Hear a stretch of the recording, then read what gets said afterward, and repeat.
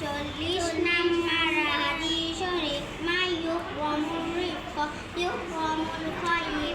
হাদিস শরীফের অর্থ যে নন্যতা হইতে বর্ণিত সে কল্যাণ থেকে বর্ণিত।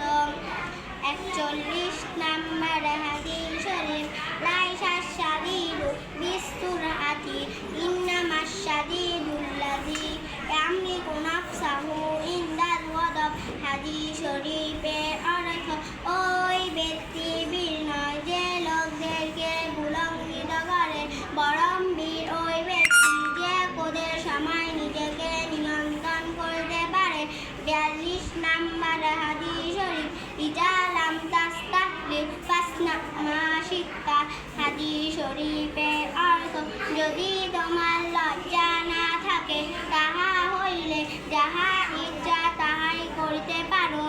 43 নাম্বার হাদিস শরীফ আহাব্বুল আমালি ইলাল্লাহি আদওয়ামুহা ওয়া ইন কাল্লা। হাদিস শরীফের অর্থ আল্লাহ তাআলার নিকট ওই আমল সবচেয়ে বেশি প্রিয় যাহা সদা সর্বদা করা হয়, যদিও তাহা অল্প হয়। 46 নাম্বার হাদিস শরীফ ইন্না মিন আহাব্বিকুম ইলাইনা আহসানাকুম আখলাকা। হাদিস শরীফের অর্থ তোমাদের মধ্যে আমার নিকট ওই ব্যক্তি বেশি প্রিয় যে বেশি চরিত্রবান। 45 নাম্বার হাদিস শরীফ আদ-দুনিয়া সিজনুল মুমিনি ওয়া জান্নাতুল কাফির। হাদিস শরীফের অর্থ দুনিয়া মুসলমানদের জন্য কয়েদখানা এবং কাফেরদের জন্য বেহেশতখানা।